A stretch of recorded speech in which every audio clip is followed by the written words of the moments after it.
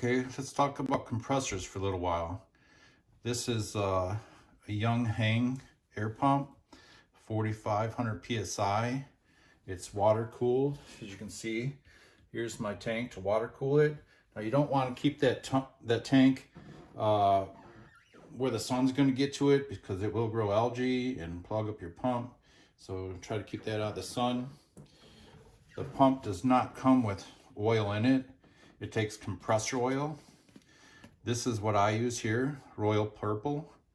Through my research, this is what I found to be the best, or what was recommended. So that's what I'm using. You can fill that compressor about 3 times with that jug of oil right there.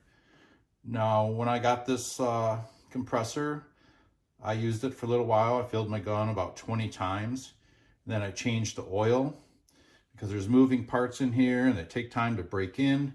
So any metal that came off during the break-in process, wanted to get that out of there as soon as possible. So I changed the oil after 20 fills of my gun.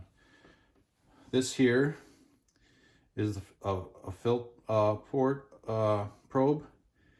This came with my Nova Liberty. A lot of guns use these, some do not. Some just use, some will just have the Foster fitting, which is this on the end of it right here. That's a Foster fitting.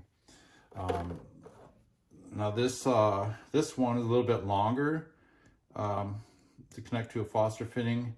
On my FX Impact, it is a little bit recessed in the impact, so you need this to be a little bit longer so you can take that off. This pump has a temperature gauge on it. Oop. Right here on top. I do not let that go over 50 psi.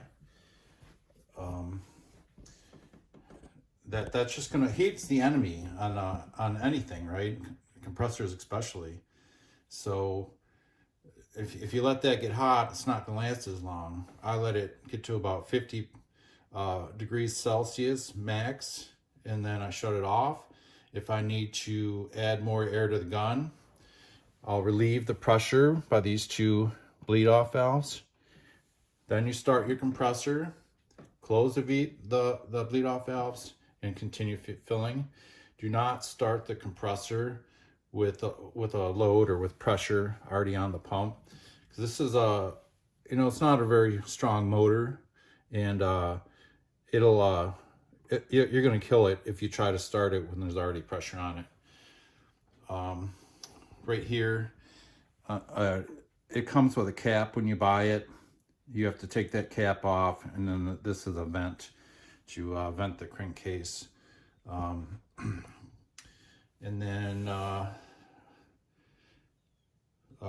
also I have a fan up here to blow down onto the pump to help keep it cool. These little tubes here, they get super hot, and you'll burn yourself. So be careful with that. The compressor also has what's called a burst disc, which is, oh man, where's that again? Oh, it's right here, right under here. So all that is a little flat disc of copper. And if you over pressurize, instead of blowing something else up, it'll just pop that burst disc.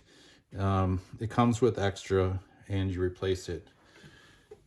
On the hose here, there's a cotton cartridge to go in here. That'll help remove water and dirt before it gets into your gun.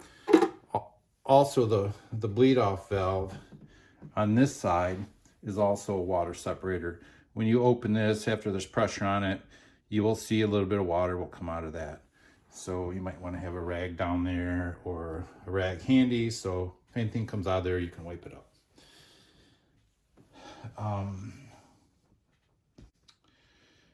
What else should we talk about? Oh, the gauge. This gauge on the compressor worked great for a little while, and then from the vibration of the machine, it started to not be accurate. So I changed it out, and this one also did the same thing. In fact, this was an oil-filled gauge, and at some point it lost oil because of that. It still works without the oil in it, but it's not accurate. So I always go by the gauges on my gun. And being I have multiple guns, I can tell that this gauge is off because all my guns show that this gauge is off about the same amount.